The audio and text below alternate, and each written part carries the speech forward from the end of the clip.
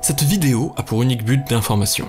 Dans ce format, nous vous engageons à vous offrir un contenu le plus impartial et neutre, avec le plus d'informations possible, pour que nos opinions et convictions ne viennent pas interférer avec la qualité et l'honnêteté de notre contenu. Bon visionnage ? New York Times, le 4 septembre 2001. La mémoire du web a coûté la vie privée de ses utilisateurs.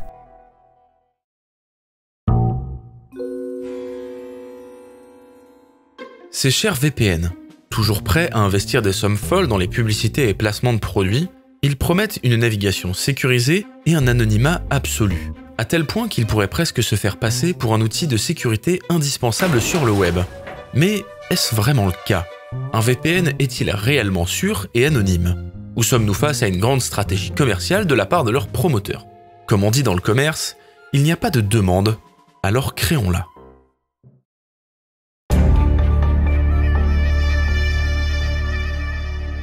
Avant les grosses campagnes de pub orchestrées par certaines entreprises, qui connaissait vraiment l'existence des VPN ? Ils étaient principalement réservés au monde professionnel et scolaire, où ils font partie du bon fonctionnement des réseaux informatiques. Mais depuis qu'un certain a lancé des campagnes de communication titanesques, tout le monde s'est soudainement découvert un besoin de VPN. Suite à cela, une foule d'entreprises s'y sont mises, avec des campagnes tout aussi agressives les unes que les autres. BFM TV est susceptible de percevoir une rémunération lorsqu'un de nos lecteurs procède à un achat via les liens intégrés dans cet article. La demande est devenue massive et indispensable, au point que se lancer dans le VPN semblait presque incontournable pour les nouvelles entreprises. Il y a 1,5 milliard d'utilisateurs de VPN dans le monde. Le marché mondial des VPN représente 44,6 milliards de dollars. À ce stade, une question se pose. Cette demande excessive pour le VPN n'a-t-elle pas engendré des pratiques douteuses ? Certains de ces réseaux n'ont-ils pas perdu de vue leur véritable objectif au cours de leur développement ?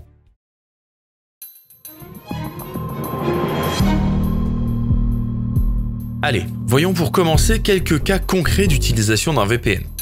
Premièrement, un VPN a pour but de créer un tunnel sécurisé entre votre appareil et le serveur du fournisseur VPN. Cela signifie que toutes les données sont chiffrées à la sortie de votre appareil et déchiffrées une fois arrivées chez le fournisseur. Ainsi, votre opérateur ne peut plus voir ce que vous faites en ligne. En revanche, c'est le fournisseur VPN qui a accès à toutes ces données. Il faut donc lui faire confiance. Au final, que ça soit l'opérateur ou le VPN qui voit notre activité, est-ce que ça change vraiment quelque chose ? Eh bien, selon moi, pas vraiment. Si vous avez accepté les CGU, conditions générales d'utilisation, les deux peuvent utiliser vos données pour faire de la publicité ciblée et plus si affinité.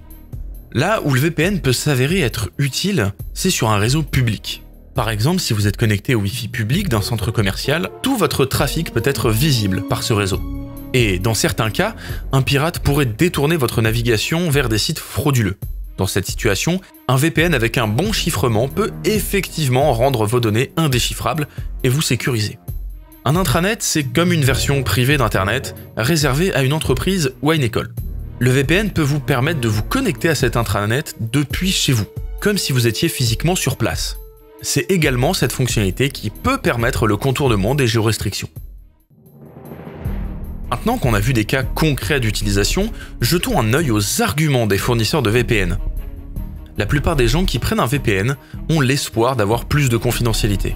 Mais en réalité, c'est pas aussi simple. Changer d'adresse IP et chiffrer ses données, c'est bien, mais ça ne suffit pas pour devenir anonyme sur Internet. En effet, les sites utilisent bien plus que votre localisation et votre adresse IP pour vous identifier. Depuis l'arrivée massive des VPN, les méthodes de suivi sont devenues plus sophistiquées. Votre IP n'est plus qu'un élément parmi tant d'autres.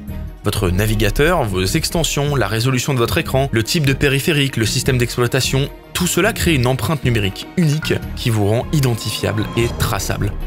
Résultat, même avec un VPN, vous restez repérable par des techniques de traçage avancées. Et ne vous méprenez pas, ces techniques de traçage sont utilisées sur presque tous les grands sites connus. C'est l'un des plus grands arguments de vente des VPN. Problème ? Les adresses IP des entreprises qui fournissent des VPN sont publiques. Résultat, certaines entreprises qui interdisent l'utilisation de VPN pour accéder à leurs services bloquent automatiquement ces adresses. Donc malheureusement, la promesse de contourner des géorestrictions, comme celle de Netflix ou Disney+, peut parfois être trompeuse. Et je vous rappelle que l'utilisation d'un VPN pour contourner ce genre de restrictions est bien souvent interdite par les conditions générales d'utilisation. Lorsque l'on regarde en détail sur le site web des fournisseurs ce qu'ils entendent par protection en ligne d'un environnement hostile, Je pense pouvoir dire que c'est une utilisation qui ne s'applique pas à nous, Européens. Voici ce qu'ils disent en détail. Reparlons de sécurité. Un VPN est un outil essentiel si vous vous trouvez dans un pays où la liberté sur Internet est limitée et où vos actions en ligne peuvent avoir des conséquences dans la vie réelle. Pour être honnête avec vous, je ne saurais dire si cette fonctionnalité est une bonne ou une mauvaise chose. Je pense que, d'une certaine façon, elle peut mettre en danger les utilisateurs qui décident de l'utiliser dans ces mêmes pays, car justement, l'utilisation de VPN y est interdite. Et en même temps, force est de constater que certains mouvements de protestation nécessaires peuvent aussi et sans aucun doute partir de ce genre de contournement. Bref, c'est pas le sujet et j'ai malheureusement pas les compétences pour en parler. Si je puis me permettre, je trouve cet argument un peu borderline. Ils proposent directement sur leur site web, grâce à leur service, de contourner des bannissements IP. Ouais, je vous laisse juger par vous-même de cet argument, sachant que parfois les VPN peuvent générer un ping plus élevé, ce qui n'est pas forcément des meilleures conditions pour pouvoir jouer.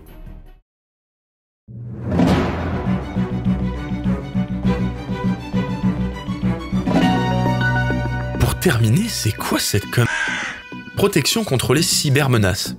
On n'arrête pas de voir en sponsor sur YouTube, NordVPN, entre autres, propose des options de protection contre les cybermenaces. Voyons un peu ce qu'offre vraiment ce service. Il nous parle de protection contre le phishing. Apparemment, il s'agirait de vous bloquer l'accès à des sites web frauduleux qui vous demanderaient vos informations personnelles. Cette fonctionnalité est déjà intégrée nativement dans la plupart de nos navigateurs. Blocage des logiciels malveillants.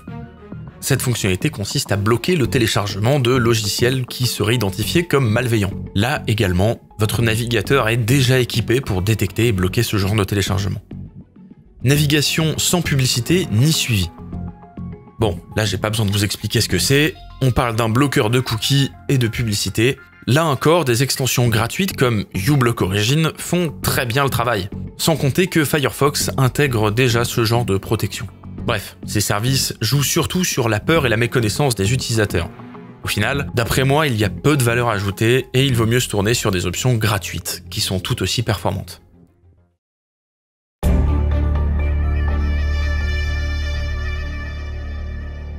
Utiliser un VPN ne vous donne pas carte blanche pour faire ce que vous voulez.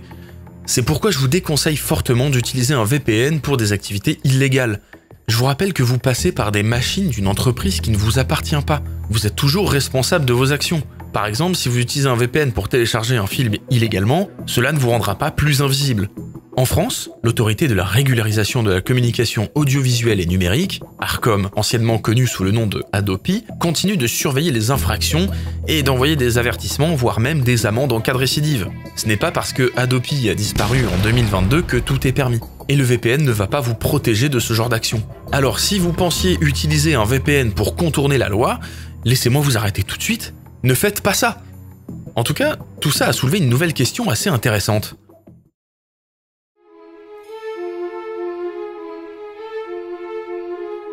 Eh bien... non. Blague à part, si vous voulez avoir un début d'anonymat sur Internet, je vous laisse avec l'excellente vidéo de Hafnium, qui vous donnera de très bonnes pistes pour commencer à être un peu plus anonyme sur Internet. Ce programme n'a pas pour but de taper gratuitement sur les VPN. La plupart des grandes marques connues fournissent un service correct et remplissent leurs fonctions. Cependant, un VPN n'est ni un produit miracle pour devenir anonyme sur Internet, ni une solution absolue pour sécuriser sa navigation. Une dernière petite chose.